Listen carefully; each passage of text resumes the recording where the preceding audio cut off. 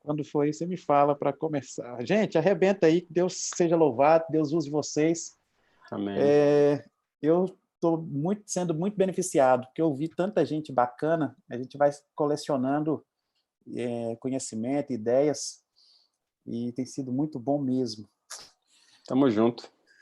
Beleza, vamos lá, só preparando aqui.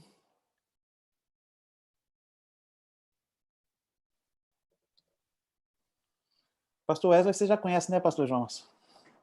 Meu filho. Um pouquinho. Eu fui colega de quarto do Alex, não sei se ele vai lembrar. É verdade, cara, lá no encontro da divisão. Foi. Naquele encontro fatídico. Fatídico. Estamos online, hein?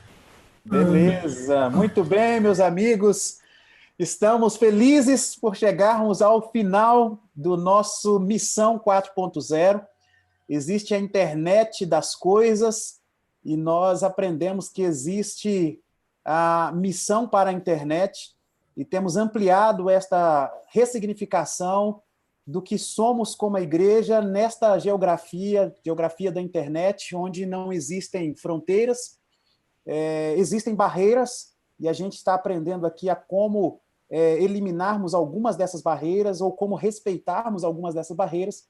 A ideia da gente é liderar as pessoas para o arrependimento, para a conversão, para a preparação para a volta de Cristo Jesus e fazer essa liderança também neste ambiente virtual que provoca resultados muito reais.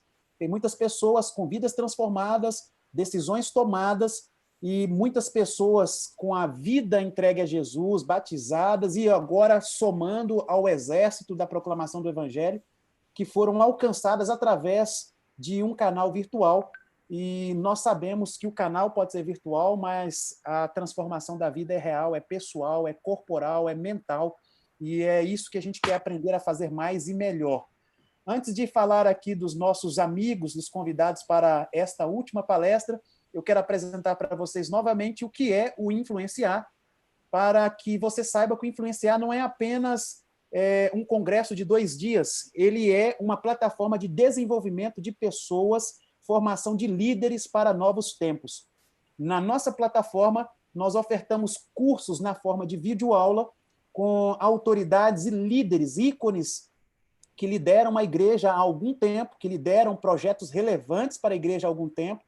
Nós temos conteúdo para a formação na área pastoral, para o desenvolvimento de uma liderança mais efetiva, mais assertiva, mas também temos conteúdos para a formação humana na área da saúde, seja ela física, seja ela emocional. Temos conteúdos na forma de e-books que oportunizam a você um conhecimento mais profundo, apesar de páginas mais restritas, sobre discipulado, sobre liderança, sobre o processo de evangelização pela internet.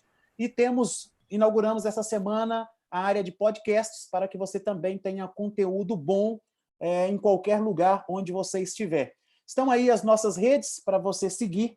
Se você quer nos agradecer de alguma forma pelas palestras que foram oportunizadas, pelo conhecimento que você adquiriu, pela transformação de vida que você obteve, é só você curtir para que você receba novos conteúdos. O Influenciar não é a nossa plataforma da Associação Mineira Central, é a plataforma para todos aqueles que têm conteúdos e querem compartilhar. Por isso que nós não produzimos todos os conteúdos que estão lá, mas nós abrimos as portas para que quem quer influenciar coloque o seu conteúdo na nossa plataforma, para que juntos nós façamos pessoas pensarem e, pensando juntos, as mentes sejam transformadas para que a glória de Deus seja estabelecida cada dia mais e melhor. Neste momento, quero apresentar o pastor Wesley Moura, pastor do Espaço Novo Tempo em Belo Horizonte. Ele está comigo aqui participando como moderador. Daqui a pouco nós teremos perguntas bem interessantes para os nossos palestrantes dessa noite. Pastor Wesley, quer dar um alô aí para o pessoal? Boa noite, gente. Prazer estar aqui com vocês, com o pastor Alex, o pastor Jonas, o pastor Marcos. Tenho certeza que a gente vai aprender muito com esse bate-papo aqui. Que Deus abençoe a missão aí onde você está e em todo o grupo. Obrigado pelo convite, pastor Marcos. Valeu, pastor. Eu quero apresentar o pastor Jomerson, que tive a oportunidade de trabalhar com ele, fomos colegas de ministérios aqui em Minas Gerais, Belo Horizonte. pude ver muita coisa extraordinária que ele revitalizou na Igreja Central de Belo Horizonte, pude ver muita coisa fantástica que ele começou, o Espaço Novo Tempo, pude ver muita coisa fantástica também que ele potencializou, que foi a formação de uma mentalidade envolvendo planejamento estratégico, envolvendo crescimento espiritual, que foi o trabalho que ele fez conosco aqui enquanto ministério pessoal para a Associação Mineira Central, trabalhando com os pastores. Foi algo que trouxe muito benefício, e o benefício trazido por um pastor ousado e um pastor visionário é continuar enxergando à medida que os seus discípulos continuam avançando. Está aqui o pastor Wesley, que estagiou com o pastor Jomasso e hoje continua o trabalho que o pastor Jomasso iniciou no Espaço Novo Tempo em Belo Horizonte. Pastor Jomasso, quer dar um alô também para o pessoal? Quero sim, Marquinhos. Boa noite para vocês, todos vocês que nos acompanham nesse momento. Meu amigo Alex, meu amigo Wesley e meu amigo Marcos. É bom reencontrá-los, mesmo por esse mecanismo, né? por essa forma. E eu tenho certeza que vai ser um aprendizado para todos nós e eu serei o grande beneficiado dessa noite. Legal. E agora quero apresentar o pastor Alex Palmeira. Pastor Jomasso, ele é líder para o Ministério Pessoal na União Centro-Oeste Brasileira, com sede em Brasília. Isso mesmo, pastor? Sede em Brasília. E o pastor Alex Palmeira, ele é líder para a área de missão global na União Sul Brasileira. Pastor Alex é um amigo de algumas datas. Jogamos futebol juntos no NASP em 2002, 2013, alguma coisa assim. Bons tempos. E há muito tempo eu tenho desejado ter o pastor Alex conosco em alguns dos nossos projetos, tendo em vista que o conteúdo que ele tem compartilhado nas redes sociais, na mídia como um todo, é um conteúdo extremamente relevante para o crescimento da gente como membro da igreja, para o nosso crescimento como líder da igreja. Alguns projetos como do discípulo, um site que vocês têm de cursos, eu até digo para você que eu estudei muita coisa no site de vocês para trabalhar o nosso site também, a nossa plataforma, e o pastor Alex tem sido uma bênção, principalmente liderando a igreja para a revitalização da mentalidade da igreja, para que seja uma igreja cada dia mais operante, mais relevante, e uma igreja cada dia mais eficaz no alcance de almas para o reino de Deus. Pastor Alex, a palavra está contigo, que Deus o use mais uma vez, e muito obrigado por estar conosco. Eu que agradeço, Marcos, da gente estar junto aqui, de ver o Wesley aqui. A gente teve a oportunidade de se conhecer numa desses encontros aí da igreja, e o João, isso aqui que é um parça, né? Um parceiro, estamos sempre juntos aí, conversando, dialogando, vai ser bom. Só retificar aqui que eu virei um verdadeiro perna de pau no futebol, viu, Marquinhos? Depois.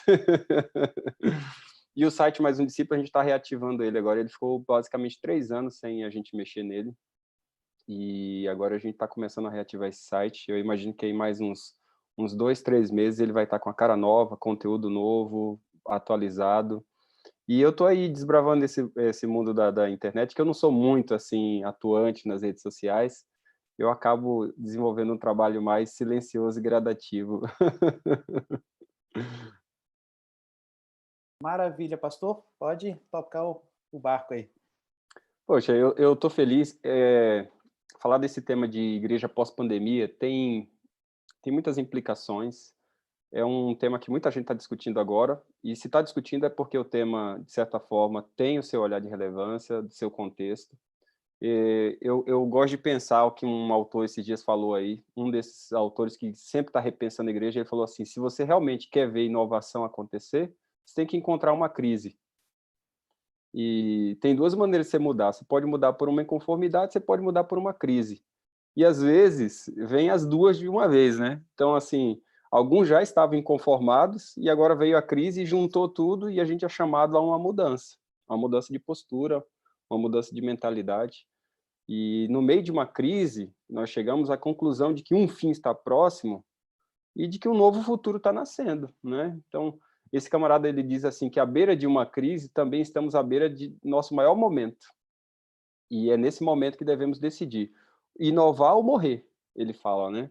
E aqui eu chamo a atenção que, na verdade, esse inovar e morrer, talvez para nós, Marcos, tem muito mais a ver com resgatar referenciais perdidos certo? Do que, na verdade, inovar. Em vez de ficar pensando, o que a gente vai fazer de novo, talvez a gente tenha aqui agora resgatar referenciais básicos que nós tínhamos, que foram perdidos, ou então afundar acorrentados na nossa tradição de areia, né?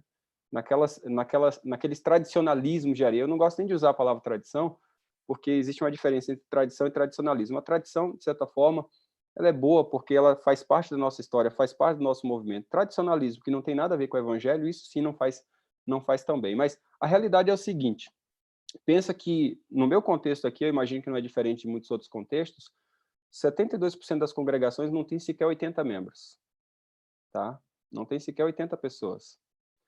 E se você tem uma massa de congregações que não tem nem sequer 80 pessoas, essas congregações, diante do Covid, elas têm algumas realidades que precisam ser confrontadas. Por exemplo, aqui no meu contexto, tem mais de 400 congregações que nem sequer chegou a ter 35 membros, né? Então, veja, nós temos algumas dificuldades que o Covid chega para essa realidade de maior parte das congregações, e aqui eu quero falar não somente para as igrejas grandes, que têm reservas, recursos, têm estrutura de pessoas, estrutura física. Então, vamos falar para a massa. A massa das igrejas, elas têm abaixo de 100 membros, elas têm uma estrutura pequena de funcionamento, muito embora, às vezes, as demandas de programas, eventos e tantas outras coisas sejam grandes, a estrutura dela é pequena. Por isso que muitas dessas igrejas elas não conseguem se multiplicar, não conseguem crescer. Eu não tenho tempo para falar disso aqui, mas eu chamo isso de síndrome da besta, tá? A igreja chega num determinado momento ali, que é um platô, que ela tem dois momentos. Ou ela muda a mentalidade para se multiplicar, para crescer mesmo, ou ela fica ali para sempre. E é interessante como muitas e muitas igrejas chegam 2, 3 anos, elas não deixam de ser grupos, e elas continuam grupos por 5, 6, 7, 10, 15. Sabia que aqui no meu contexto tínhamos um grupo de 90 anos, era por uma questão de honra a gente pegar esse grupo e organizar, dar um up nesse grupo, por uma questão de honra. 90 anos que era grupo e não havia se desenvolvido.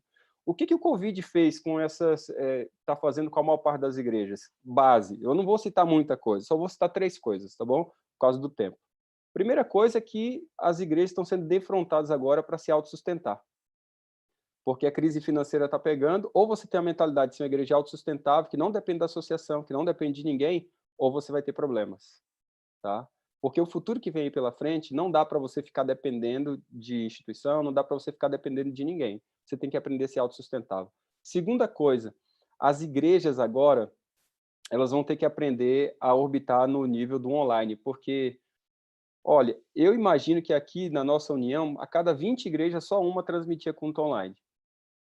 Cada 20, somente uma transmitia culto online. Então, as igrejas agora estão sendo chamadas a repensar essa questão de transmissão de culto online. A gente falava aqui a gente discute muito sobre igreja multisite, que é um outro assunto, um outro momento a gente pode conversar, e isso sempre chega meio tardio no Brasil, mas esse contexto agora é um contexto que ativa a discussão de igrejas multisite, e é interessante como a gente pode começar a perceber igrejas, e agora eu decidi aqui não ficar inventando nada, como eu estou na União, não ficar inventando nada, mas apoiar contextos locais, apoiar projetos como o seu. Eu imagino que o João está fazendo a mesma coisa, né? Em vez da gente sobrepor diante de um momento de tanta coisa, a gente apoiar agora os contextos mais locais. E uma coisa estou percebendo, as igrejas pequenas estão se despertando para começar a terem seus próprios cultos transmitidos. Era uma coisa que a gente não tinha, e o pós-Covid está levando, inevitavelmente, a essa realidade. Outra coisa, menos da metade não tinha cultura de aceitar doações eletronicamente. E agora as igrejas estão sendo forçadas a repensar a sua maneira de aceitar. Alguns até tinham um bloqueio, achavam que aquilo não era certificado. E agora estão sendo, de certa forma, confrontados para perceber de que precisa aceitar doações de maneira eletrônica, né? E é interessante porque isso vai alterar a maneira como as pessoas se reúnem, e aqui vem um ponto que eu quero fechar depois com o contexto bíblico, a maneira como as pessoas vivem e as maneiras como as pessoas se doam, tanto no ministério quanto a recursos. Então, o que eu percebo? Eu percebo o seguinte, que essa realidade de crise não é uma realidade só nossa agora, certo? Embora a pandemia tenha trazido essa crise de uma maneira mais... A igreja sempre orbitou em momentos de crise, também com questões de saúde, mas também com perseguição. E é interessante você notar, por exemplo, quando Jesus ele veio aqui, e aí eu quero fazer um rastreamento histórico rapidinho para a gente chegar ao contexto final e como isso aqui se enquadra perfeitamente à nossa realidade, tá bom? Então, uma das coisas que eu quero chamar a atenção é o seguinte: quando Jesus veio aqui, que tipo de religião ele encontrou? Ele encontrou uma religião que também estava em crise, certo? Ele encontrou uma igreja que, de certa forma, né, se formos colocar a igreja, né, mas principalmente religião, que estava passando um momento de descompasso. Então, ele encontrou uma religião que estava, que gostava muito da questão da liturgia, né, de festa, da liturgia. Ele encontrou uma religião que era muito, mas muito forte nessa questão do zelo excessivo com as formas. Era uma religião dependente dos seus líderes. Isso era normal, né? A gente percebe que havia muito disso mesmo. Era uma religião que, de certa forma, você tinha... ela não tinha o entendimento do tipo, daquilo que era a sua realidade como igreja. Ela não fazia conexão do sacrifício que ela fazia com aquilo que estava para vir, que era Jesus Cristo. Era, de certa forma, uma religião que gostava muito das festas, da liturgia, e faltava essa questão de elo. Tinha dependência dos líderes, faltava esse elo com o entendimento do ser religião bíblico. Então, o que Jesus vai fazer para revitalizar e replantar essa visão de igreja ou de religião bíblica? Eu tenho para mim que ele mexe em 3 pontos. Eu imagino, se a gente mexer nesses 3 pontos agora, a gente vai ver um ar de vida na igreja, fazendo esse rastreamento lá atrás. Então, ele pega uma religião que, dentro do seu próprio contexto, estava contexto difícil, de hipocrisia, né? Dependência dos líderes, zelo excessivo com as formas, pouco comprometimento com as pessoas, uma igreja da liturgia, das festas, das cerimônias, mas pouco engajamento com a comunidade. E agora ele vai revitalizar essa igreja, porque imagina o seguinte: o Covid matou um monte de igreja que só tinha culto e nada mais. Então, essas igrejas que tinham um monte de culto e, além de culto, ainda fraco, agora o Covid varreu. E se as igrejas só tinham somente isso, o Covid realmente matou. Essas igrejas vão precisar ser replantadas. Aliás, o Tim Keller falou o seguinte: agora, pós-Covid, todas as igrejas deveriam repensar ou serem replantadas novamente. A sua mentalidade nesse, como eles dizem, um novo normal, né? O que acontece agora? Jesus Cristo vai revitalizar através de 3 coisas. Ele mexe, na verdade, na centralidade do que é ser religião, do que é ser igreja. Então, ele vai mexer nos 3 elementos básicos: o templo, o sacerdócio e o sacrifício. Quando ele mexe no templo, e você tem aquele episódio lá, né, paradigmático ali, quando Pedro e os discípulos olham para o templo e dizem assim: olha, mestre, olha que coisa fantástica. Ele diz: não vai ficar pedra sobre pedra isso aqui, vai ser tudo derrubado. E aí você pergunta o seguinte: o que vai ser da igreja sem o prédio, sem o templo? O que vai ser da igreja? Inicialmente, a gente sabe que a igreja foi para sinagogas, mas depois eles foram expulsos das sinagogas porque o grupo que saiu da destruição de Jerusalém expulsaram os cristãos, chamado lá do cisma do Birkat Hamini, né? Minim, maldito, Birkat, expulsão. Então, a expulsão dos malditos, e não houve nenhuma outra opção para o povo, para os cristãos, a não ser as casas, né? Então, eles não foram para as casas por uma questão de opção, por causa de uma teologia do pequeno grupo. Não é esse o caso. Eles foram para as casas por uma questão de necessidade, certo? Então, eles saíram de um contexto de prédio, depois foram para sinagogas, que era um modelo mais parecido com o modelo do Novo Testamento, sinagogal, e agora vai para as casas.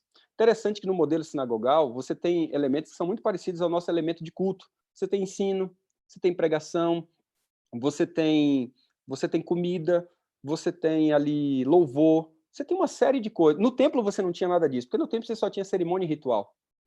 E na casa, o contexto, principalmente depois que a igreja vai explodindo nas casas, você tem as chamadas domus eclesias, que é quando as casas explodem, então aquelas casas começam a ser compradas pela igreja, né, pelos membros da igreja, para que não more mais ninguém ali, e aquela casa que era só casa começa a se tornar casa-igreja. Né? Não vou usar o termo home church, porque é um termo muito batido e mal compreendido, mas era uma casa-igreja que, na história da igreja primitiva, a gente conhece como domus ecclesia. E agora ali acontece ceia, ali acontece todo o processo que acontecia na sinagoga, que se você for equiparar, a sinagoga era quase um centro de influência. Então, o que você tem é que a igreja do Novo Testamento, de certa forma, ela ressignifica o entendimento de prédio, de culto, principalmente pela sua experiência do lar. E a realidade dos pequenos grupos, principalmente no lar, chama muito essa atenção. Segundo, é que vai ressignificar o sacerdócio, porque se você não tem mais templo, como é que fica o sacerdócio? Aí você vai ver lá em Pedro, no Novo Testamento, que o sacerdócio agora é de todos os crentes, né? E terceiro, o sacrifício, porque agora o sacrifício é do próprio Cristo. O mais louco, Wesley, todos que estão nos acompanhando aqui, Marcos, Jomerson, o mais louco é que Jesus vai fazer vamos assim dizer, essa ressignificação no dia da sua morte. Porque no dia da morte dele, o véu do templo se rasga, o cordeiro foge e o sacerdote fica a ver navios, entendeu? O sacerdote, e agora? Vou atrás do cordeiro, eu vou tapar a cortina. Ele fica a ver navios, ou seja, todo o processo ali é ressignificado. O que você vai entender, o que você vai perceber é que a igreja, não estando refém desses 3 elementos, ela explode. Ela explode completamente. Ela não está refém de prédio, ela não está refém de liderança hierárquica, e ela não está refém de meios de graça barato, certo? Então, isso é interessante porque o que você vem depois, do processo de apostasia, principalmente com Constantino, o que ele faz? Não havia nada que você pudesse fazer para acabar com a igreja. E então só há uma maneira de você destruir a igreja num processo de crise, só há uma maneira, certo? E Constantino ele detectou isso muito claramente, e todos os demais que vieram após ele, e visto que perseguição não adiantava, visto que problema não adiantava, pandemia não matava a igreja, nada matava a igreja, o que vai matar a igreja? Então Constantino é o seguinte, só tem um jeito de neutralizar a igreja, é dentro dela mesmo pervertê-la. Então, a maior ameaça da igreja na pandemia não é a pandemia, a maior ameaça da igreja é a igreja. Certo? A maior ameaça da igreja agora não é as pessoas estarem em casa ou as pessoas não estarem saindo. A maior ameaça é a falta de compreensão a respeito de quem nós somos em Cristo, de que nós somos embaixada, principalmente na nossa vizinhança, de que nós somos discípulos de Cristo, consequentemente imitadores dele, fazemos aquilo que ele faz e vivenciamos a lógica de ser igreja na nossa comunidade, no nosso contexto, de maneira orgânica, de maneira pessoal, de maneira prática, né?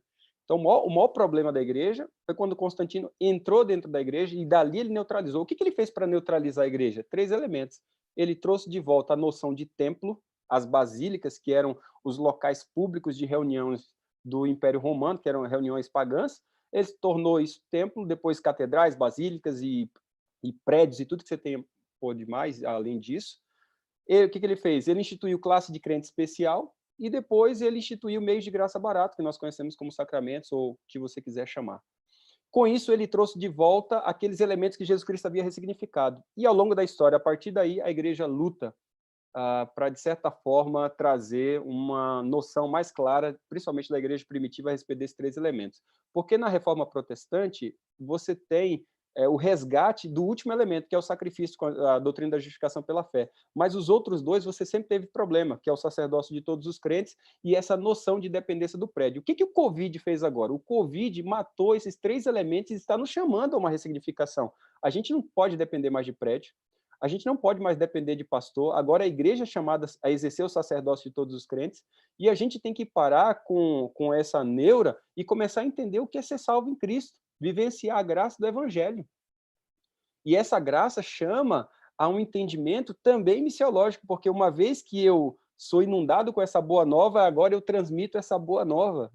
O mais louco disso aqui é que a Igreja Adventista do Sétimo Dia, desde quando ela nasceu, principalmente o seu início, ela estava realmente, como um movimento de restauração, ela recuperou esses 2 outros elementos que a reforma protestante não havia recuperado.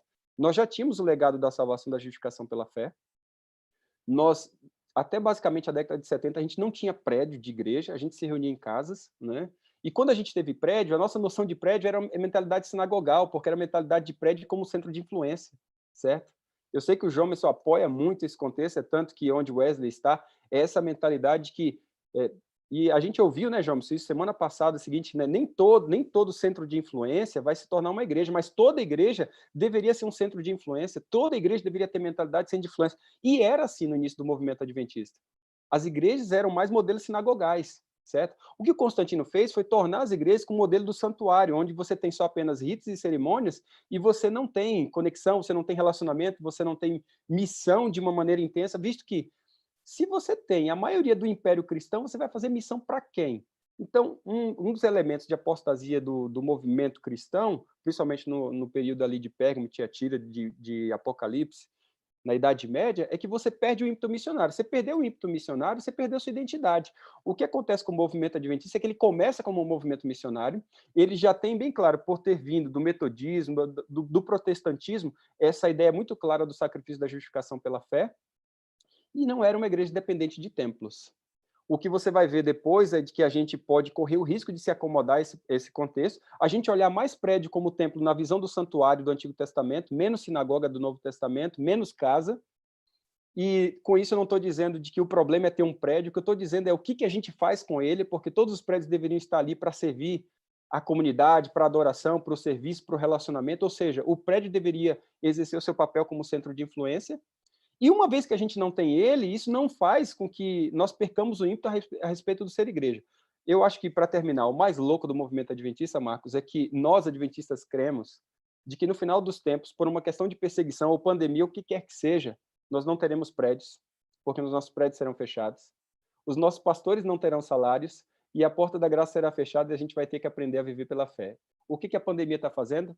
Ela está nos antecipando para o preparo para esse momento. E eu acredito que esse momento é o momento para a gente gerar consciência agora a respeito de quem nós somos, desde a raiz do movimento lá atrás, para a gente resgatar o que o movimento tem que ser no seu tempo do fim. Ou seja, esse olhar do já e não ainda, né? Do que a gente tem que vivenciar agora para se preparar para o desfecho final que está chegando. Pastor Alex, você já rendeu aqui 2 páginas de anotações, em 20 minutos. Capaz. Daqui a pouco eu terei uma série de perguntas, porque eu imagino que, eu diria assim, o abismo que foi aberto na mente da gente vai precisar de alguém ali para nos resgatar. E daqui a pouco, na hora das perguntas, vocês serão os nossos resgatadores aí desses insights que vocês já potencializaram. Pastor Jomason, está contigo a palavra.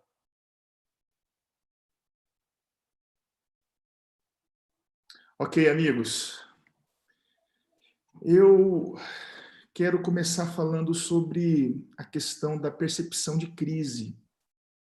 Eu acho que o primeiro ponto que precisa ficar bem claro para todos nós é que a crise, ela sempre existiu. A crise, ela começou no céu. O que está acontecendo agora são eventos mais agudos que estão apurando a nossa percepção da crise, que já existe. Então, a crise, ela não começou com a pandemia e ela não vai terminar quando a pandemia acabar. A crise, ela é persistente. A crise, ela vai terminar quando o nosso Senhor Jesus voltar. O que está acontecendo com essa pandemia é um processo em que a nossa percepção dela está sendo apurado. Nós estamos ganhando sensibilidade. Sensibilidade que, como povo remanescente, nós não poderíamos perder nunca. Então, eu, como membro de um movimento que tem uma verdade presente para o tempo do fim, discípulo que nasce nesse movimento, ele tem que nascer já com a percepção do tempo. Nós somos um movimento profético. O que isso significa? Que nós temos uma origem profética, que nós temos uma orientação profética e que nós temos uma proclamação profética. E um movimento profético, ele tem que saber interpretar os tempos. Então, a crise, ela não vai acabar com a pandemia. Muito pelo contrário. Então, eu preciso ter essa percepção de que a crise, ela permanece. O problema é que nós nos acomodamos. E essa pandemia, ela está dando uma chacoalhada. Eu quero aqui também começar confessando eu sou um pouco conservador na percepção de mudança. De fato, eu não sei se a igreja vai mudar tanto. E quando eu digo que eu não sei, eu não estou negando que vai haver mudança. Eu estou reconhecendo a minha incapacidade de medir o quanto vai mudar. Eu sou incapaz. Para mim, é exercício de futurologista. Eu não consigo ter essa percepção. Agora, o que é inevitável? O que é inevitável? Que já é uma realidade de mudança real, presente, palpável. A escassez de recurso. Porque nós já estamos vivendo um caos econômico, a gente não consegue aqui dizer qual que vai ser o grau desse caos, mas a restrição, a limitação econômica, isso é real. Então, nós vamos viver, aliás, já estamos vivendo num cenário de escassez de recurso. E essa escassez de recursos me aponta para 4 percepções de mudanças. Não de mudanças que vão acontecer, de mudanças que começaram a acontecer, que nós já estamos vivendo a transição dessas mudanças que são resultantes da escassez de recursos. Então, são 4 que eu quero aqui propor para discutir e é a reflexão que eu faço. A primeira delas é a produção e o atendimento via tecnologia de acesso remoto. Isso é uma questão real. Nós já estamos vivendo isso. O que não pode acontecer é essa tecnologia remota, essas produções e assistências e atendimentos à distância serem feitos pós-confinamento por modismo. Eu acho que tem que ter uma justificativa. E a justificativa é a restrição. Se eu tenho a restrição geográfica, ela é muito justificável. É o que está acontecendo aqui. O recurso que está sendo economizado com esse encontro, com a possibilidade de nós atendermos, de nós produzirmos conteúdo para os nossos irmãos que moram em lugares distantes de onde nós estamos, com recurso zero, isso é extraordinário. Então, essa é uma realidade que nós já estamos vivendo como resultado dessa escassez de recursos.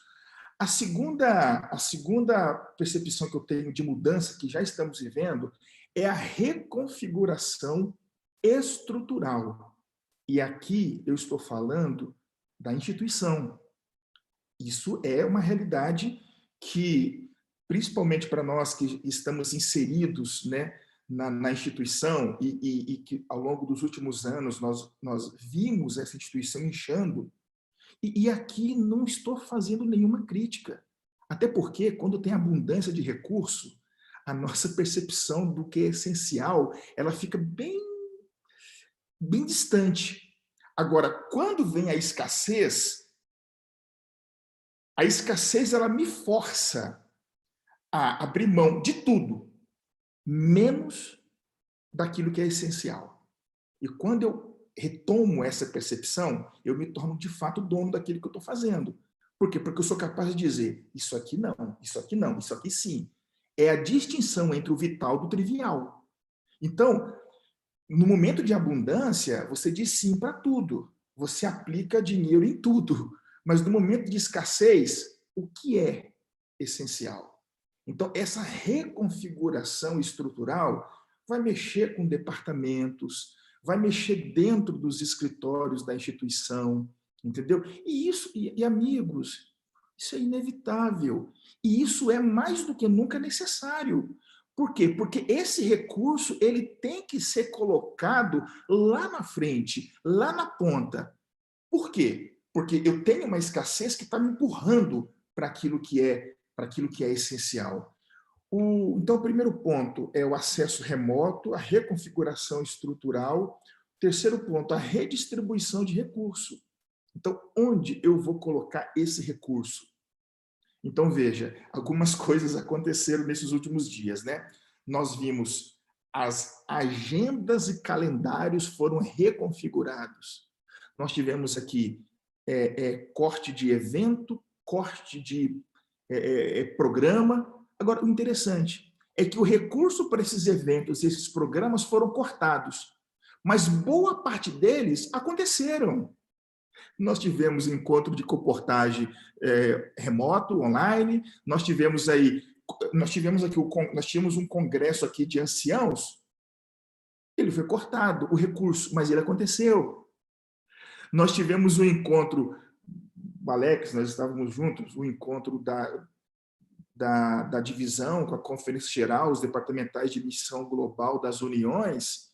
Se nós fôssemos tudo para uma cidade, para um hotel, pelo amor de Deus, o evento aconteceu, porém, com sabedoria, porque ele foi feito à distância. E aqui eu não estou advogando o fato de que tudo tem que ser feito à distância. Eu acho que tem que ter um elemento de justificativa. Se justifica fazer isso à distância, eu acho que principalmente quando a gente fala, eu acho que atendimento em massa, não. Eu acho que tem que ser ali, você tem que pisar. Agora, quando eu estou falando de reuniões internas, eu acho que é muito justificável nós fazermos isso via remoto, né? Remota.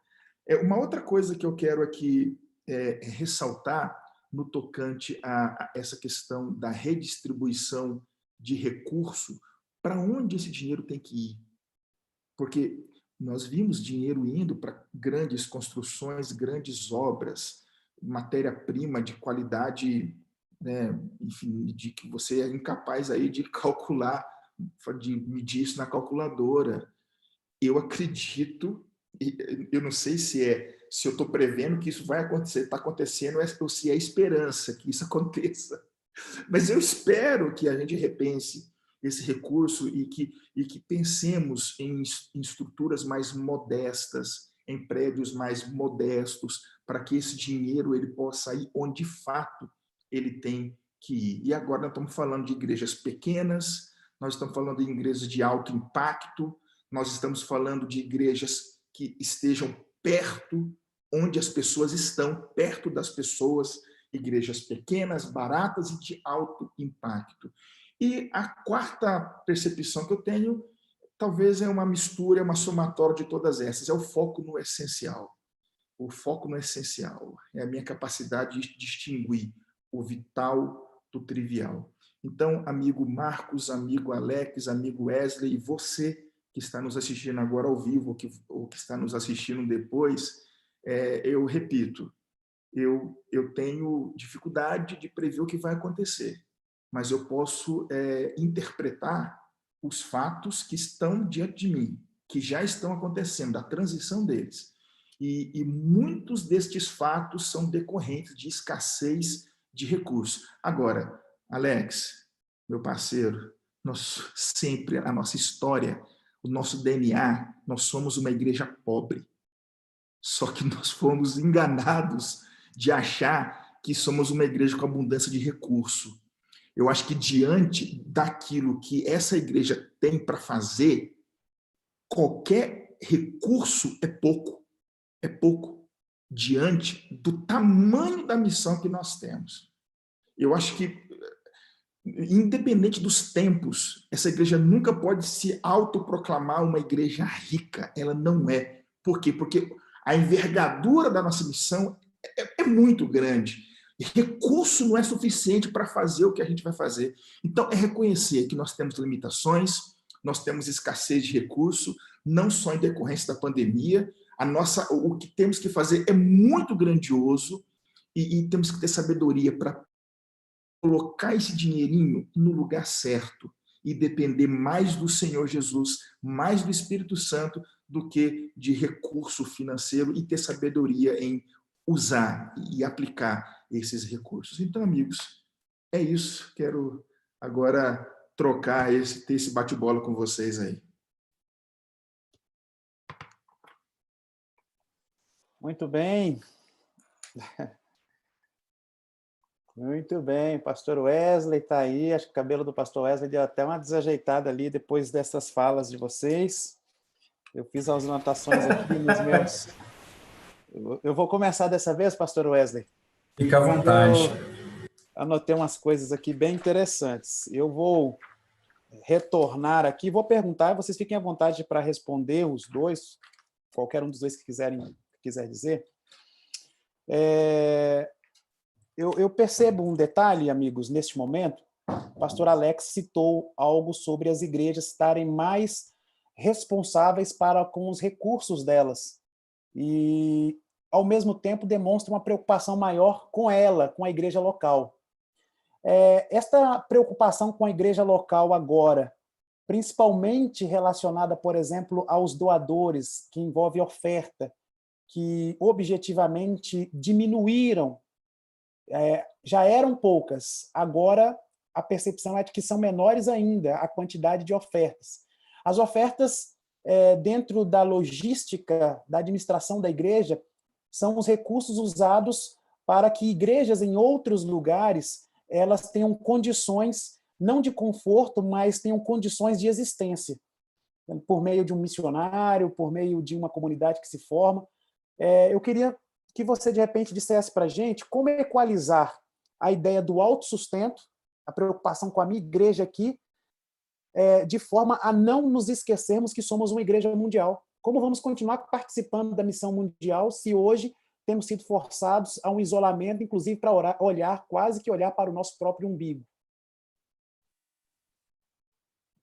Olha só, Marcos, assim, se você for notar, a maior parte das igrejas, pega o orçamento das igrejas, que você tem dois modelos. Você tem igrejas que têm essa mentalidade de ser autossustentável e que investem na missão, e você tem igrejas que usam o recurso para sua automanutenção e sua própria sobrevivência.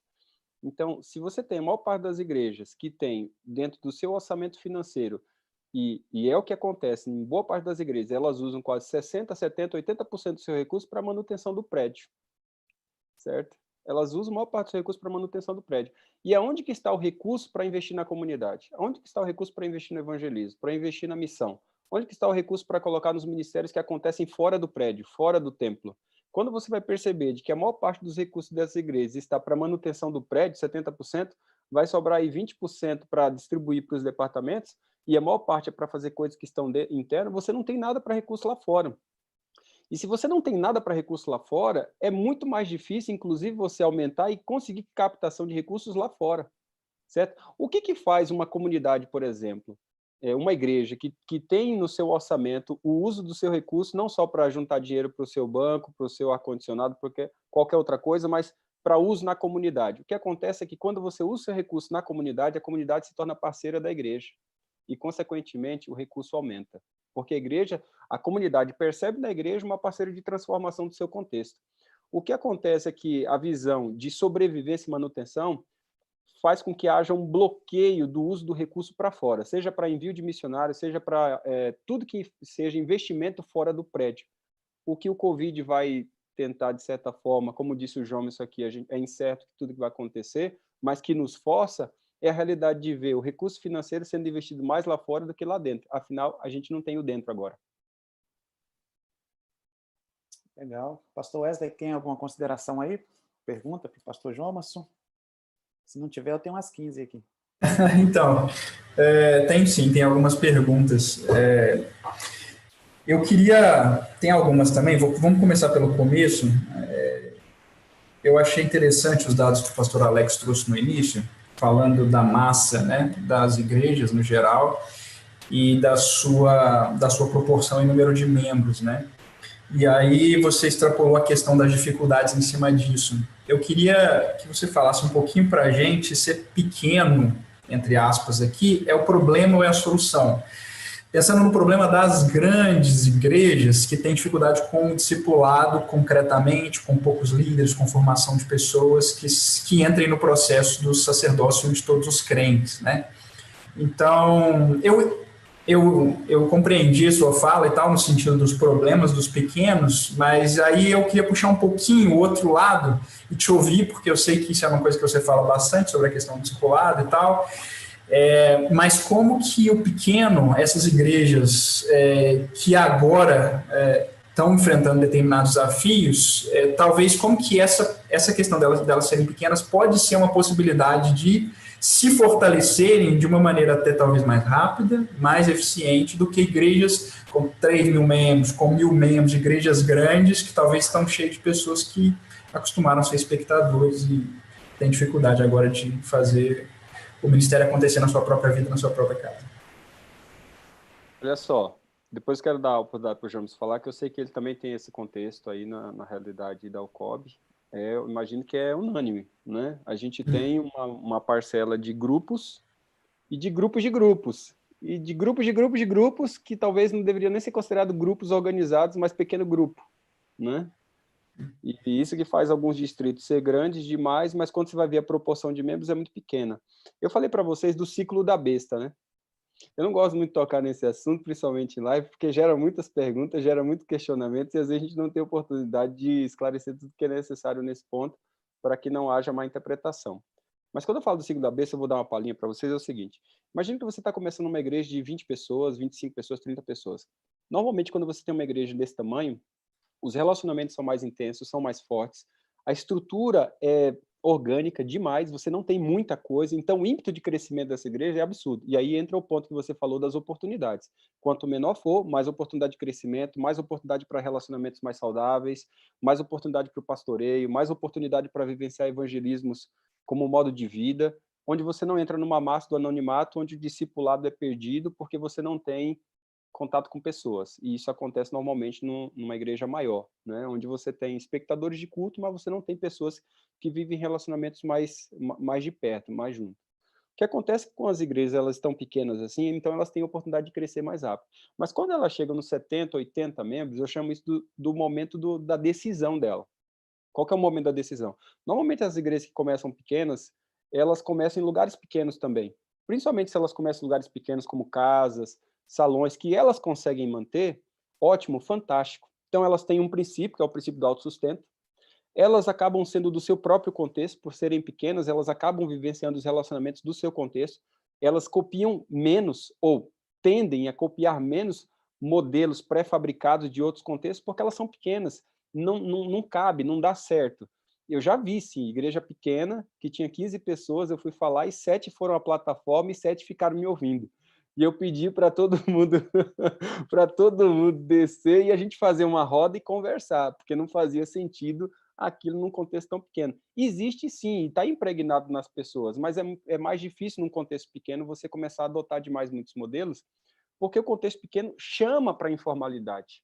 O que acontece é que você vai crescendo 25, 30, 40, 50, o evangelismo é muito mais fácil, os relacionamentos são mais ativos. Quando você chega nos 70 pessoas, 80 pessoas, aquela casa que era de 25, 30 está abarrotada, ela não aguenta mais.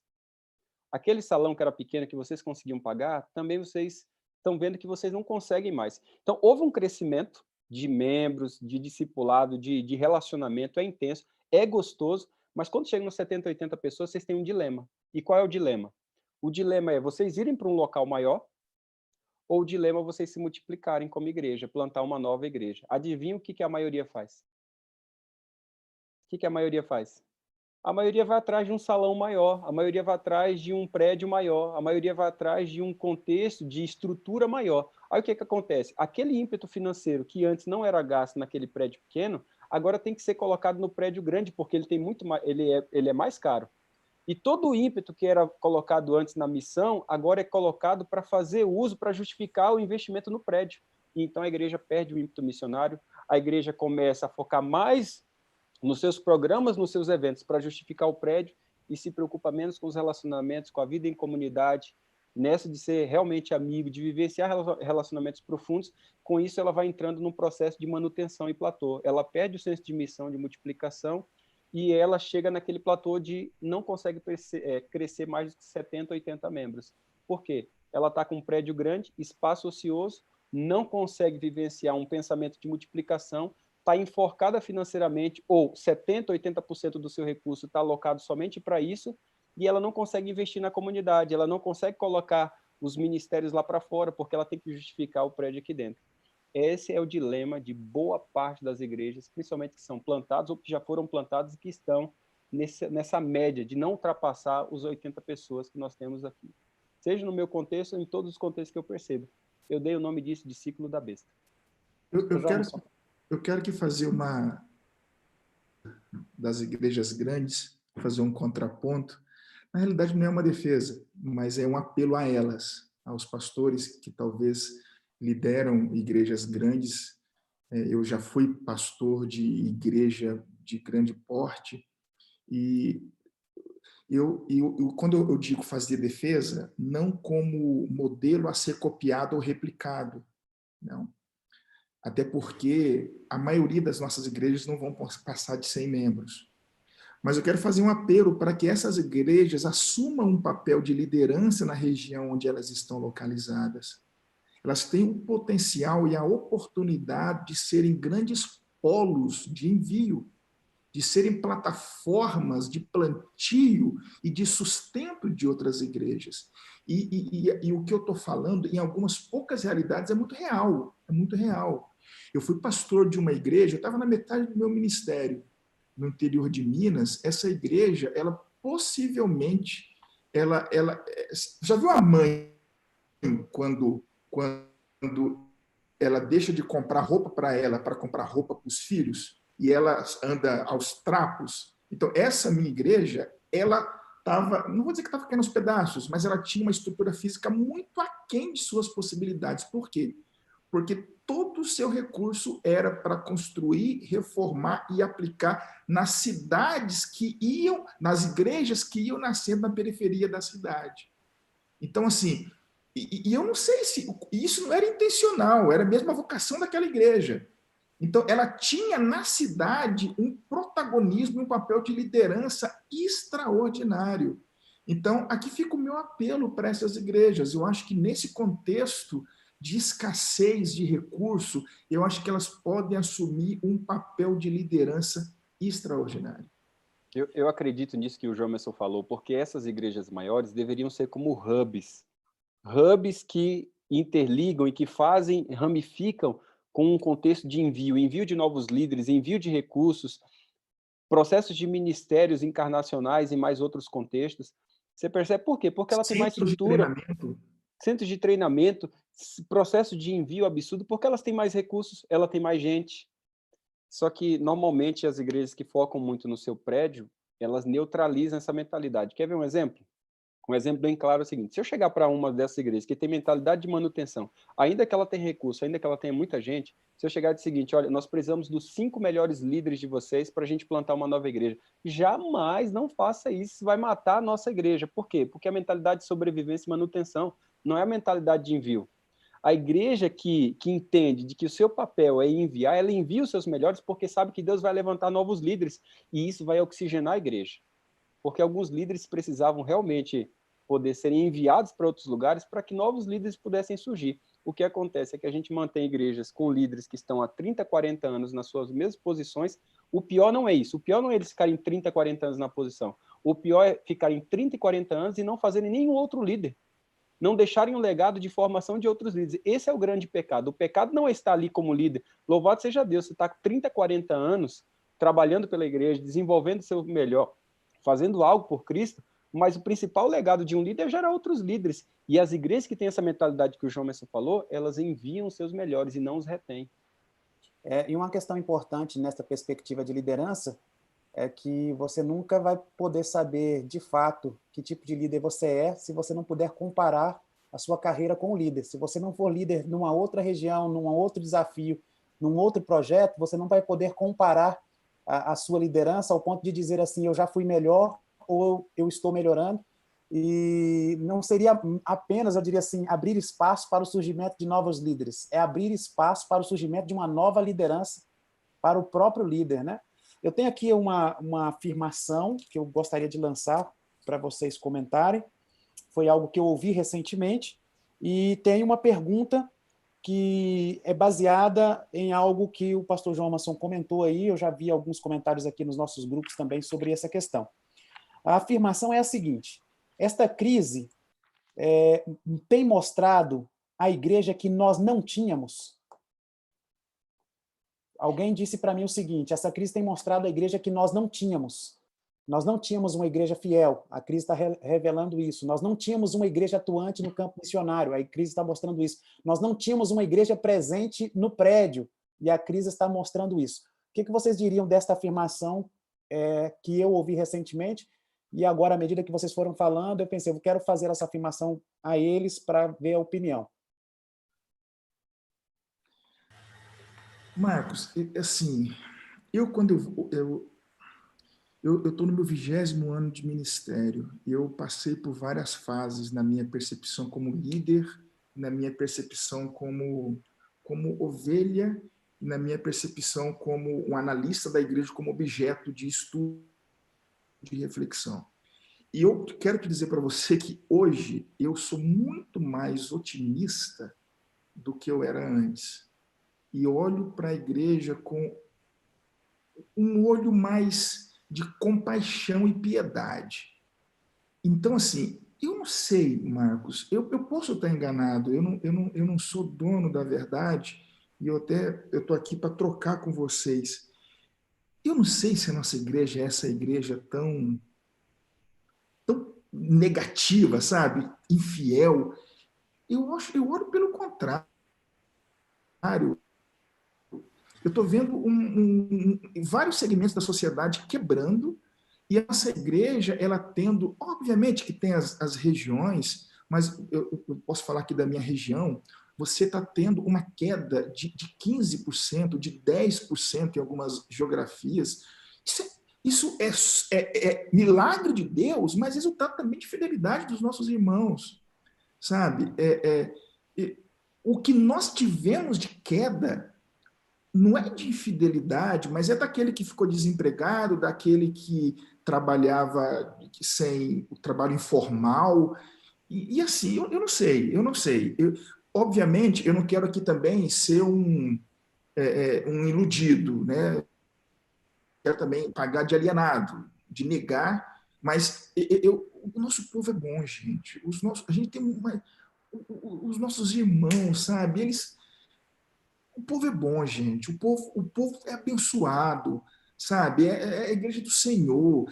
É lógico que ela é uma igreja que ela sofre a síndrome de Laodiceia, ela tem os seus devaneios, sabe? Mas Deus é essa igreja que Deus vai carregar ela até o fim. Eu não sei, eu tendo a discordar dessa afirmação, Marquinhos, mas eu estou muito aberto aqui para o confronto, entendeu? Eu estou muito aberto aqui para o confronto e para ser contestado. Eu acho que é óbvio que tem igrejas que estão realizando coisas fantásticas. Eu tiro aqui o meu bairro, aqui onde eu estou, o pastor realmente um gigante, a igreja fantástica, atuante na comunidade.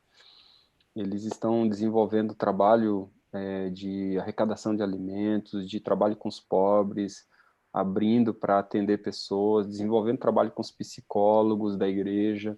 Então, tem igrejas que elas estão se percebendo como igreja na Covid e entendendo de que elas não estão reféns de um culto para serem igreja.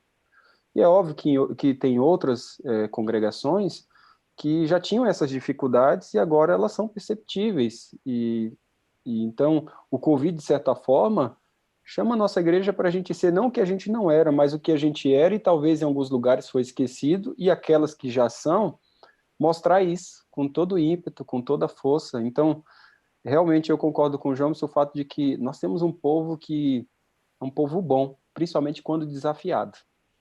Principalmente quando desafiado. Então, talvez o que esteja faltando para que esse povo que é bom se mostre mais, seja desafios mais ousados e coerentes, principalmente com o momento. Porque quando a gente desafia o nosso povo vai. É isso que eu tenho percebido e minha percepção. Posso puxar aqui, pastor Marcos, um gancho? Você está sem áudio. Seu áudio está cortado. Quero reforçar aqui que eu gostei da sinceridade, do equilíbrio e positividade das respostas. Porque a tendência, como analista, é você ser tão realista ao ponto de você perder este otimismo. Porque o otimismo tem uma relação com um futuro desconhecido, mas tem também uma relação com um passado também superado, né? Então, eu diria que esse otimismo, quando o pastor João Masson apresenta do que ele vê os membros se revelando neste momento, e, ao mesmo tempo, do que a gente pode ressignificar com este momento para uma igreja que a gente espera reagindo não só ao Covid em si, mas reagindo a si mesma, e essa é uma fala que o pastor Alex também pondera, reagindo à sua história, ressignificando a sua história. É uma igreja que sempre, podemos dizer assim, sempre está renascendo, né? Ela sempre está renascendo e sempre trazendo aquilo que nós nem esperávamos dela, mas ela tem trazido exatamente aquilo que é divino. Porque o que a gente não espera, a igreja vai trazendo. E eu reconheço que nesse momento tem muitos profetas do caos, certo? Uhum. Muitos profetas do caos que, ao invés de não somente... porque tem 3 tipos de gente, sabe, Marcos e Wesley e João, isso aqui. Tem 3 tipos de gente. Você tem o inconformado, o insatisfeito e o intolerante. O inconformado, ele vê o problema e propõe uma solução e se junta a ela. O insatisfeito, ele só vê o problema. E o intolerante, além de ver o problema, ainda mete o pau. Então, nesse momento, nós estamos precisando de gente inconformada, que vê a dificuldade, vê o problema, propõe a solução e se torna parte dela. O que acontece é que tem muito profeta do caos aí que fala muito, mas a gente vê pouca participação e pouca proposta, pouca alternativa e pouca solução. A gente quer ver solução fundamental. Então, se você vai levantar a lebre, propõe a solução. Agora, só levanta a lebre e ainda mete o pau, talvez esse não seja o melhor espírito, principalmente para esse momento. E boa parte dos nossos irmãos, e a gente está aqui em contextos assim metropolitanos, eles acordam 5, 4 horas da manhã, ficam aí 1, 2 horas dentro de um ônibus, chegam em casa 9h30 da noite. O tempo que lhes sobra é o sábado. E a gente fala que esse povo tem que discipular, que esse povo tem que liderar, que esse povo tem que multiplicar. E, gente, a gente tem que olhar com outros olhos para o nosso rebanho, para as nossas ovelhas, para o nosso povo, olhar com olhar otimista, sabe? E desafiá-los. Para mim, essa é a grande palavra, Alex. Pastor Wesley? Então, o pastor Jomason falou bastante aí sobre essas questões dos recursos, né, financeiros. Então, eu concentrei minha pergunta mais no pastor Alex na primeira, queria concentrar mais no pastor João na segunda, mas fiquem livres para opinar aí todos. Se por um lado a gente tem uma baixa ou uma diminuição, sendo afetada a questão dos recursos financeiros, com a própria fala de vocês, era o gancho que eu queria puxar, a gente tem excelentes recursos humanos. Pessoas com muitos dons dados por Deus, talentos, e pessoas que têm dedicado tempo e os seus recursos, muitas vezes escassos agora, no reino de Deus, né? O pastor Alex chegou a mencionar que a crise é um momento oportuno para muita coisa acontecer, né? Eu ouvi tanto o pastor Gary Krause, lá do Global Mission, como o pastor Kleber, né, falando da questão da crise ser um encontro do perigo com oportunidade e da importância das igrejas descentralizarem o foco nos tempos, foi uma fala muito forte também do pastor Alex, e concentrarem o foco na comunidade, né, o exercício na comunidade, também o pastor Jonas falou muito disso, do investimento das igrejas grandes nas igrejas pequenas. Bom, minha pergunta é a seguinte: se tiverem pastores, membros de igreja que estiverem percebendo isso, que talvez há uma necessidade, uma oportunidade de mudança de foco, o que pode ser feito? Se até agora a minha igreja, eu como membro, eu como líder, eu como pastor, se até agora a minha igreja foi uma igreja muito focada no culto, foi uma igreja muito focada no programa, uma igreja muito focada internamente, quais possibilidades que podem ser feitos? Vocês são pastores que amam o discipulado vida a vida, o trabalho pessoal, o investimento na comunidade. Queria ouvir um pouquinho de vocês, acho que vai ser muito oportuno para a gente. O que praticamente essas realidades de igrejas que até agora estavam focadas, talvez, num contexto interno, no prédio, etc., podem pensar de alternativas nesse período onde a estrutura ela não tem já... Talvez não é nem questão de grande valia, a gente nem pode utilizar ela da maneira talvez como a gente gostaria. Então, pastor Jomason e pastor Alex, eu queria ouvir um pouquinho de vocês sobre isso, possibilidades para pastores e líderes investirem em pessoas e na comunidade, como é que a gente pode utilizar melhor esses recursos tão valiosos e tão preciosos? Wesley, um ponto que eu quero aqui levantar com essa tua pergunta, eu aqui levantei a bandeira da restrição, né, da escassez de recursos, mas tem uma coisa que nós temos de sobra, é o recurso humano. E esse recurso, ele é quase que inesgotável em nossa igreja, ele está subaproveitado. E é interessante que eu citei aqui a questão daquele irmão que ele acorda 4 da manhã e ele chega em casa 10 da noite, e não vou aqui dizer se é a maioria que fala isso, mas alguns desses irmãos, eles dizem assim: eu não tenho como investir a minha vida no reino e não tenho como servir porque eu trabalho muito e eu não tenho tempo. O que me sobra é o sábado, o que me sobra é a sexta-feira.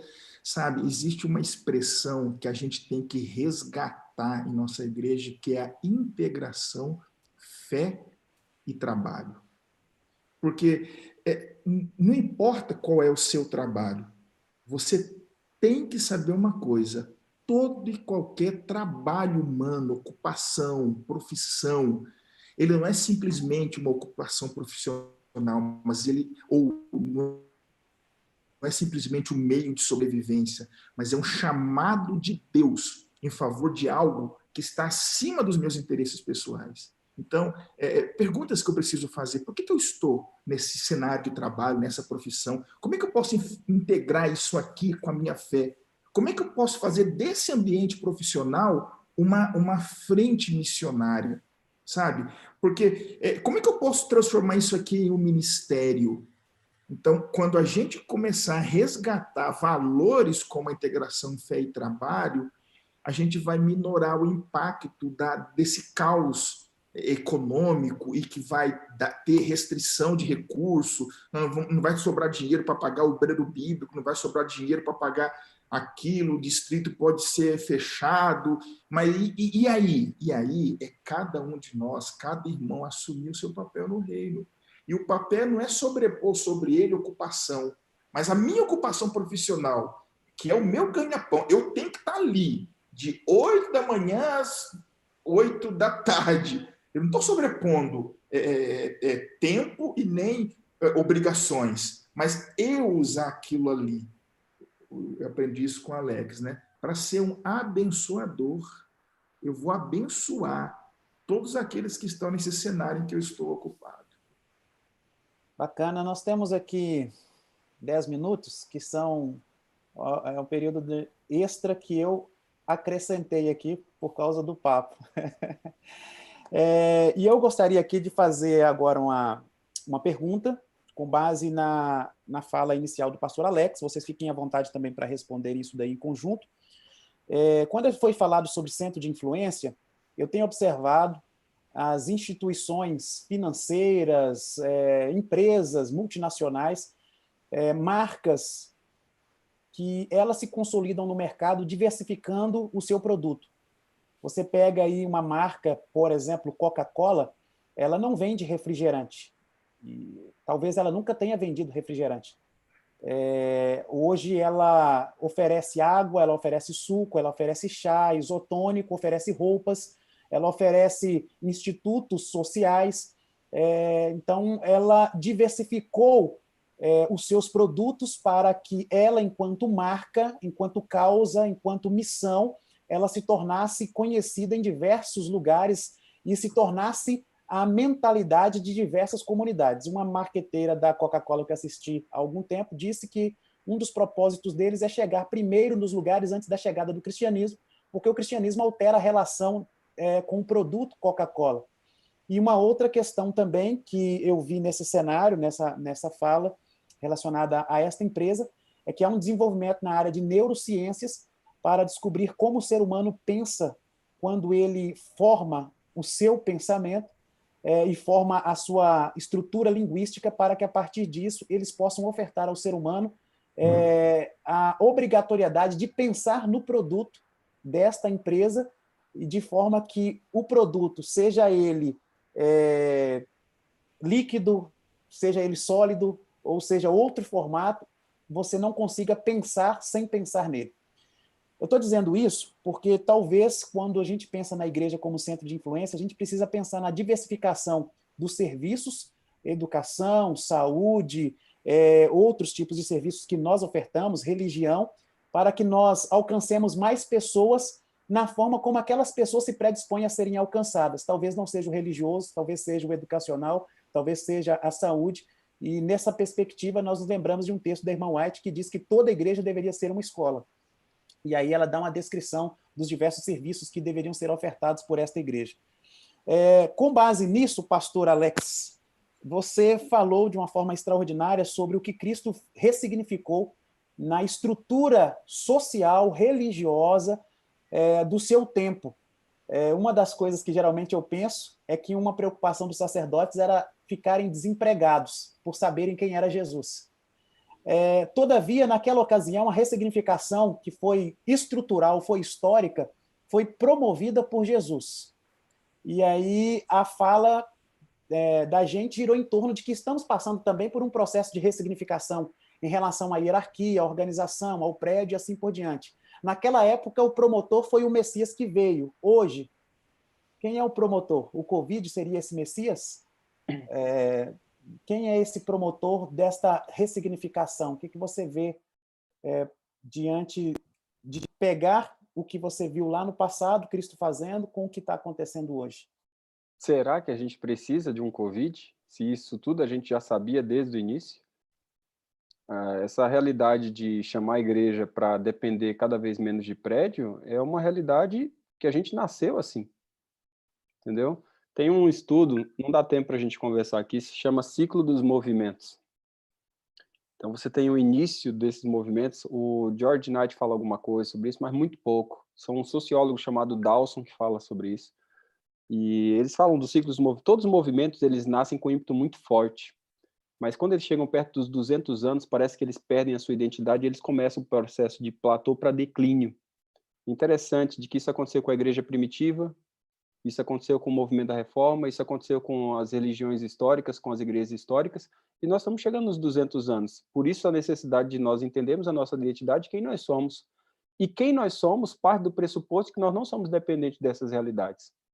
Porque o movimento adventista nasceu sem a dependência desses elementos que a gente hoje acha que é tão caro para nós. O prédio, a estrutura de liderança, quando eu falo estrutura de liderança, principalmente assalariada, e essa ideia, muitas vezes, errada a respeito, ou uma atenção nem legalista, nem liberal a respeito do que é a essência do evangelho. Então, eu acredito que o movimento adventista tem esse genoma apostólico muito claro. O que a gente precisa é voltar aos nossos antecedentes, voltar às nossas referências, à nossa base. E aí eu me refiro à palavra de Deus. Está lá. Nós nascemos como um movimento fundado na Bíblia e com um senso de missão muito claro. Então, nós herdamos o pietismo, né, das igrejas protestantes, dos revivamentos, que é a base na palavra, assim como nós herdamos esse ímpeto missionário do movimento milerita. Essas são as duas grandes bases da igreja, Bíblia e missão. Bíblia e missão. E se a gente for para a Bíblia, e se a gente tiver com espírito missionário, a gente vai perceber de que a gente não precisa depender dessas questões para sobreviver como igreja e manter a nossa identidade, porque é isso que realmente nos segura. Então pode vir Covid, pode vir perseguição, pode vir o que for, nossa igreja já tem bem claro quem nós somos em Cristo. E nós somos chamados como remanescente, não entender remanescente como remanescente para a salvação, mas entender que, visto que a salvação é para todos, mas entender que remanescente é um chamado para a missão, e uma missão que está bem clara em Apocalipse 14, de uma mensagem que nós temos que dar para o mundo nesse momento histórico. Porque a hora do juízo da graça, né, do evangelho da salvação chegou, e nós temos uma mensagem muito clara para dar para o mundo. E aqui nós não estamos tirando o valor do prédio, mas Claro. dando a ele o seu devido valor, nem mais, nem menos, mas o seu valor devido. Aliás, o valor devido ao ajuntamento, né? O ajuntamento ele é importante para se renovar a aliança, para olhar para trás, para celebrar as conquistas da semana e para renovar a aliança para a missão e para o reenvio, né? E se a gente entender o papel do prédio, do ajuntamento ali aos sábados, para isso, eu acho que o prédio, o ajuntamento, ele vai ter um valor extraordinário. Então, não é esvaziar o seu valor, mas dar a ele o seu valor devido. E isso que o João está falando, Marquinhos, tem a ver de que o prédio não é apenas sagrado, ele é funcional, tá? E ele é sagrado porque é santa, não por causa do tijolo que tem uma sacralidade. E aonde está o povo de Deus? A santidade, porque o povo é santo, o Espírito Santo habita nele. E é óbvio que quando, o pós-Covid, quando a gente voltar para o prédio, o que eu oro a Deus é que o prédio seja ressignificado no seu uso. Isso que eu oro a Deus. E quando eu falo ressignificado em seu uso, em 3 partes. Primeiro que hoje o prédio ele é tido somente como ambiente para adoração. Amém por isso, ótimo. Mas além de ambiente de adoração, ele pode ser um ambiente de relacionamento e ele pode ser um ambiente de serviço. Como que a gente pode conectar mais pessoas e como que a gente pode servir mais a comunidade? E adorar. Isso faz com que o prédio não tenha sacralidade unicamente para um fim, mas para um fim integral, onde a gente vê o ser humano como carente de conexão e onde a gente vê o prédio como oportunidade para servir, uma plataforma para servir. E isso faz o prédio realmente ter um significado, uma importância muito boa. Isso é fantástico, que a gente percebe a necessidade, para mim, urgente, de ressignificação desta relação com o prédio, porque se ele servia só para culto e nós continuamos cultuando independente dele, a gente precisa mudar o significado dele. E aí essa funcionalidade é essencial, mas aí a gente entra numa temática interessante para um outro momento, quanto tempo nós teremos para mudar a nossa mentalidade, para ressignificar esse prédio, porque se amanhã for liberado para a gente voltar, provavelmente a gente vai voltar como a gente, talvez muito, né, como a gente estava no passado. Então, aí vem esses gaps para a gente poder pensar agora nesse momento de pandemia que o que os membros estão precisando não é apenas de uma transmissão de um culto, eles precisam de formação. E aí a gente precisa apresentar aos membros conteúdo educativo como membro para que eles cresçam em Cristo, cresçam como comunidade, mesmo não podendo estar presencialmente juntos. E a gente precisa talvez ressignificar até a oferta do conteúdo religioso virtual que tem sido saturado nesse momento. As pessoas estão cansadas de lives de culto. Já parou para pensar no paradoxo disso? Estão cansadas de lives de culto. Mas talvez a gente precisa pensar, será que essas pessoas não estão abertas para ouvirem mais sobre a formação do movimento adventista, sobre a formação de uma mentalidade missionária, sobre a formação de uma liderança espiritual? Porque não é só a instituição que precisa reaprender a sobreviver nesse tempo, porque a instituição só existe porque existe um movimento. Se este movimento não souber a sobreviver para este tempo, a instituição poderá se tornar aí uma concorrente ao movimento. E aí eu quero ver o que poderá acontecer. Espero estar vivo até lá. Pastor Wesley. Esses dias eu me perguntei, Marquinhos, se eu fiquei 15 anos no distrito, e eu acredito que os nossos pastores que estão pastoreando igrejas nesse cenário, eles são privilegiados. Eles foram escolhidos por Deus para liderar a igreja nesse momento. E eu estava me perguntando, se eu fosse distrital, o que eu estaria fazendo sábado de manhã, nesse cenário de confinamento? Eu vou te dizer uma coisa, eu não estaria fazendo live. Eu tenho certeza disso. Agora, o que eu estaria fazendo, aí é um papo para outro encontro. Pastor Wesley, finaliza com uma pergunta aí para a gente orar. Temos que fazer esse papo aí. É curioso. Eu só queria puxar um ponto, como vocês falaram, essa questão do prédio.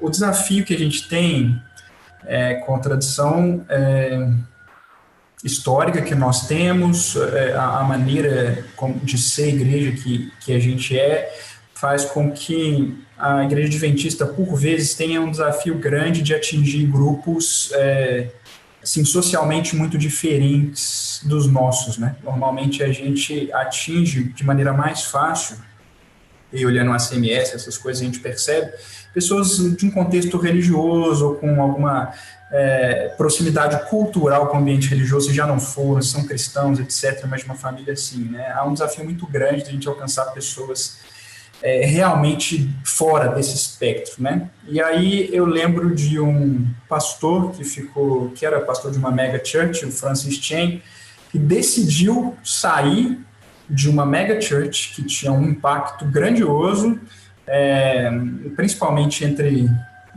não só a sua igreja, mas entre diversas outras igrejas cristãs e outros cristãos, e decidiu sair dali para completamente abrir mão da estrutura. Eu fui olhar e ouvir um pouquinho daquilo que ele estava fazendo, e eles não reúnem mais, né, a igreja nova dele, Simple Church, se eu não me engano, eles reúnem só em casas de membros, e todo o investimento, todo o recurso, eles deslocam exatamente para a questão da missão, né, a missão. Então, isso chamou atenção, ele foi e falou num discurso do Facebook. Isso começou a chamar a atenção de pessoas fora do ambiente religioso, né? Peraí, esse homem tinha uma estrutura gigante, era um pastor reconhecido, etc. e tal, e abriu mão completamente das estruturas. E eu fui olhar e foi isso mesmo. Eles não têm prédios mais, então quando eles têm que fazer essa reunião, eles fazem uma reunião, quando eles querem reunir muita gente, eles reúnem em praça. Eles vão para a rua, reúnem numa praça, e quando são os grupos menores, esses grupos acontecem nas casas, né? E todo o recurso eles estão jogando para envio de missionários, para trabalhar na comunidade, esse tipo de coisa, né? Ou seja, eles foram se há um extremo de concentrar em prédios, eles foram para o outro extremo, de concentrar, de sair completamente dos prédios e de concentrar os recursos todos, humanos e recursos financeiros, na missão e no envio. Vocês acham que isso pode, esse momento do Covid, pode realmente fazer com que a mudança de foco dentro do Adventismo ele possa acontecer estruturalmente, e como que ele aconteceria, e inclusive se, eu sei que aqui a gente são previsões, né, que é difícil de fazer, mas o que vocês pensam a respeito disso, o que vocês vislumbram? O pastor Jomason falou da reconfiguração estrutural, né? Mas o que vocês veem de possíveis passos, e se vocês acham que um dia a gente pode chegar nisso, né? Sem chegar no extremo, de fato, dos últimos momentos da história do mundo, onde a gente não vai ter realmente lugar nenhum, instituição nenhuma, vai ser tudo abandonado, confiscado. Mas se antes disso haverá talvez uma predisposição da igreja enquanto instituição e membresia para que a gente realmente desloque de maneira completa ou bastante intensa os recursos da estrutura para as pessoas e para a missão? Eu acho que não. Eu sou conservador em acreditar que nós estamos muito distantes dessa realidade. Porque não adianta eu achar, depois do Covid nós vamos sair e nós vamos... E não acho. Eu não acho até pelo nosso DNA como adventista, sabe? A gente tem um quê de conservadorismo que está dentro do DNA dessa igreja. Agora, o que é possível para alcançar pessoas, tribos diferentes do nosso perfil adventistês são os ministérios. Os ministérios que é essas ações encarnacionais. Eu acho que eu ter igreja para aquela tribo, igreja para aquela, eu acho uma realidade muito distante e, por que não dizer, utópica, quando eu olho para aquilo que a igreja adventista é hoje. Agora, o que eu vejo em termos de possibilidade, Wesley, é por meio de ministérios, ações encarnacionais, planejadas, que norteadas por um líder sério. Eu acho que eles podem, não vou dizer alcançar todos, mas eles podem alcançar o diferente. Você vai fechar a transmissão, Marquinhos?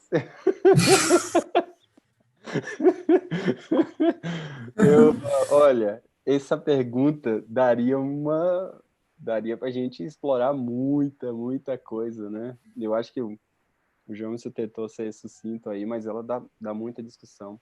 Eu vejo assim, rapidamente sobre esse assunto. É claro, não vamos nem chegar a 2% aí do que poderia ser a discussão desse questionamento, mas eu vejo muito bons olhos muitas pessoas aí. A igreja já está sinalizando algumas mudanças. Como eu disse, o profeta do caos nunca vai olhar e dizer assim, principalmente porque nós estamos vivendo num momento, isso aqui também vale um outro encontro, né? De que nós estamos vivendo num momento onde as pessoas, elas desacreditam das instituições, certo? E se inclui também as igrejas, não é só a igreja não, se inclui também as igrejas. E esse panorama da pós-modernidade, onde a gente gosta das questões não muito absolutas, não muito estruturais, defronta com essa realidade. E é óbvio que as igrejas estão dentro desse processo. Aí vale uma discussão que vai muito mais além, porque você encontra raciocínio filosófico no meio, que influencia grandemente o pensamento desse momento, que é um momento de polarização. Então, a igreja, como igreja, corpo de Cristo, ela não é só organismo e ela também não é só organização. Ela é organismo e organização. E é isso que dá o equilíbrio para ela. Em alguns momentos da história, você vê um pouquinho mais visivelmente organização, em outros momentos é chamado a ser um pouquinho mais organismo. E o brilho, e aí está o fato de que nós acreditamos que o Espírito Santo é o dono dessa igreja, ele é o cabeça. O sistema adventista, por mais que na prática, em alguns contextos, não seja assim, mas eu acredito que seja assim, nós não somos um movimento com estrutura de governo papal, nem episcopal e nem congregacional. Nós somos uma estrutura representativa. Como estrutura representativa, nós não temos cabeça. Como estrutura representativa, nós somos chamados, sim, a repensar de maneira representativa. E olha o que está acontecendo, fruto desse sistema de governo que possibilita, ainda que haja muitas dificuldades, oxigenação na maneira de se viver, mesmo em período de crise. Agora mesmo, a divisão do Pacífico, da Austrália lá, eles colocaram, agora um tempo atrás aí já, um trabalho que eles estão desenvolvendo já um quinquênio, onde eles estão afunilando o processo da estrutura deles, e eles vão focar apenas em 5 áreas: saúde, liderança, grandes cidades, discipulado, e o outro, eu não me recordo, são 5. E eles vão enxugar a máquina de pessoas em departamentos de uniões, divisões, para diminuir as pessoas que estão em divisões e uniões, focar em poucas áreas, em vez de ter um monte de departamento. Eu pergunto, em 1901, essa mesma região trouxe a ideia das uniões, em 1901 foi voltado ao processo de reorganização da igreja, por causa do pessoal da Austrália. Agora eles estão, de novo, de certa forma, tentando oxigenar. Então, eu vejo luz. Por mais que a gente, assim, não veja muitas vezes o todo, eu vejo luz de que haverá. E eu creio também de que a igreja, como um todo, ela, embora nós não consigamos ver ao nosso redor algumas sinalizações de mudança, nós já sabemos pela história de que essa igreja vai mudar, seja pela dor ou seja pelo amor, né? Ou pelo amor, pela dor. O fato é de que tem um texto que é bem conhecido nosso, que vai parecer que não vai mudar. Vou transliterar o texto agora aqui. A igreja parece que não vai mudar, mas ela muda. Ou parece que ela vai cair, mas ela fica. E esse processo de ficar é certamente um processo de mudança. E quem faz isso? Quem é o ator principal dessa igreja é o Espírito Santo, porque é ele quem dá o crescimento. E eu acredito que ele está por trás. Por mais que a gente veja um cenário que muitas vezes não favorece, ele tem os seus em todos os lugares que vai ser a luz para oxigenar o movimento no momento necessário que ele precisar. Muito bem, meus amigos. Diante dessa fala também final do pastor Alex, eu penso que um movimento representativo, ele é o palco do diálogo. E todo movimento representativo indica que dialogar é a melhor forma para você solucionar. E é a melhor forma para você acreditar, é a melhor forma para você ressignificar, reconstruir. E é isso que a gente tem feito ao longo da história da igreja. O que a gente está fazendo aqui não é pioneirismo, é apenas continuar aquilo que fez a nossa igreja existir enquanto igreja. Foram muitos diálogos, noites dialogando sobre a palavra de Deus, sobre como seria uma instituição ou como não seria uma instituição. E ao longo dessa história, Deus tem nos ensinado a dialogar com base na palavra dele, para fazer com que essa igreja melhorada que a gente espera, porque esse é algo incansável, né? Nós somos incomodados aí, nós somos inconformados com isso. Queremos que a igreja melhore sempre. Ela nunca vai estar, de fato, do jeito que a gente gostaria, até que ela esteja onde Cristo quer que ela esteja, que é, de fato, no reino dos céus. Então, nessa perspectiva, nós precisamos continuar dialogando, e no momento como este, em que nós gastamos aí 2 dias dialogando, eu fico pensando o quanto nós, enquanto pastores, principalmente os colegas pastores que são distritais e nos acompanham, ou os membros que estão aí, poderiam formalizar via o Zoom ou outra plataforma momentos de diálogo com a liderança, para que de forma representativa nós tenhamos muitas teses na forma de projetos revolucionários para o desenvolvimento da missão em cada região, e que se cada região fizer uma revolução, a revolução que tem o mesmo foco, tem o mesmo objetivo, vai ser mundial. E o que a gente quer, de fato, não é que venha de cima para baixo, é que venha de todos os lados, para todos os lados. Esta é que é a nossa perspectiva, o nosso sonho, o nosso desejo. Pensando nisso, na semana que vem, nós teremos aqui, na próxima terça-feira, um dia inteiro, onde receberemos pastores de vários continentes, teremos pastores de cada um dos continentes, porque a gente quer saber o que é a igreja lá fora, como está a igreja lá fora, para que a gente perceba que é a mesma igreja daqui. A gente quer ter o olhar ressignificativo da igreja daqui, mas a gente quer ressignificar o nosso olhar com base na igreja de todos os lugares, porque é uma igreja mundial para todos os povos. Por isso que a melhoria da igreja aqui é a melhoria da igreja de Deus no mundo. E a gente quer realmente estender essa visão, e na próxima semana teremos uma participação bem bacana com os nossos amigos. Quem está nos acompanhando vai receber a informação via o e-mail que você se cadastrou, via o grupo do Telegram, que você também está participando conosco, e todos serão muito bem-vindos a estas nossas séries de diálogos para o crescimento de todos nós como servos de Deus. Agradeço muitíssimo ao pastor Jomason, pastor Alex, certamente na dimensão que vocês são relevantes para a igreja, vocês têm muitos compromissos, muitas prioridades, e nós nos tornamos prioridades para vocês, e a gente agradece muito a vocês por compartilharem conosco este olhar mais abrangente do que o nosso, e esse olhar que nos envolve e faz a gente continuar olhando para frente e vendo que o povo de Deus está na direção certa. Nós estamos caminhando na direção certa e estamos caminhando juntos. Eu acho que o melhor de tudo é caminharmos juntos. E Deus seja louvado pela vida de vocês. Quero pedir ao pastor Wesley e agradecê-lo também pela participação, que nos dirija em oração ao Senhor, agradecendo pela vida dos pastores, pela família deles, pedindo proteção para eles, e agradecendo ao Senhor também, pastor Wesley, por todos que nos ouviram, que ainda vão ouvir estas palestras, para que todos os ouvidos sejam, de fato, a resposta à afirmação bíblica. Quem tem ouvidos, ouça o que o Espírito diz às igrejas. Eu agradeço o privilégio, vamos orar então todos juntos. Eterno nosso Pai, nosso Rei, a Ti toda a honra, toda a glória, hoje e para sempre. Pai, obrigado pelo privilégio de termos acesso ao Senhor, de termos acesso uns aos outros, de podermos continuar buscando a Tua face e poder crescer no Teu amor como igreja, como irmãos, como amigos. E muito obrigado, porque nada pode nos separar do Teu amor.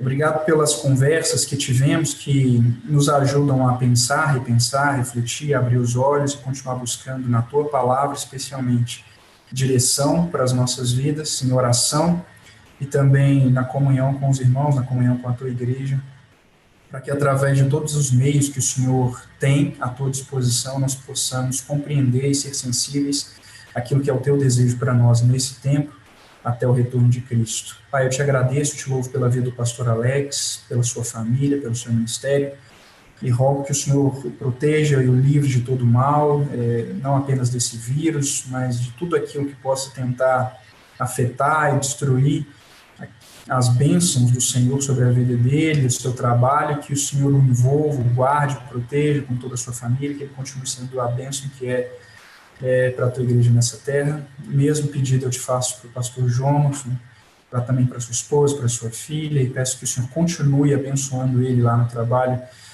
em Brasília, e aonde o Senhor o enviar, que ele continue sendo um servo teu, abençoado e abençoador, fazendo tanta diferença para o avanço do teu reino, para o discipulado de pessoas. Te louvo também pela vida do pastor Marcos Santiago, sua esposa e filhos também, que o Senhor também continue usando ele e abençoando esse projeto de influenciar e todas as coisas que têm a ver com o seu ministério. Oro por todos os pastores também, de maneira especial, todos os membros, queridos amigos que participaram ou irão assistir depois dessa gravação. Pai, que todos nós, pela Tua graça, possamos ser as Tuas mãos, os Teus pés, Teu olhar aqui nessa terra, apesar de tantos pecados e limitações que temos. Por favor, que o sangue de Cristo nos lave, que o Teu Espírito nos mova, e que juntos possamos ser um pouquinho, Deus, do sal e da luz que o Senhor nos chamou para ser nesse mundo. O Senhor abençoa de maneira muito especial aqueles que sofrem, de maneira mais direta, em nossa igreja e fora dela, nos hospitais, sem emprego, enfim, aqueles que estão passando por momentos muito delicados. Que a Tua misericórdia esteja sobre todos eles, e que juntos, como igreja, possamos ser relevantes e fazermos diferença na comunidade onde estamos inseridos, que possamos ser promotores de paz, de misericórdia, de alívio nesses dias de dor. Pai, entregamos nossa vida em Tuas mãos, entregamos essa noite em Tuas mãos, em nome de Jesus que nós oramos. Amém. Amigos, muito obrigado. Deus dê uma boa noite, um bom repouso em paz.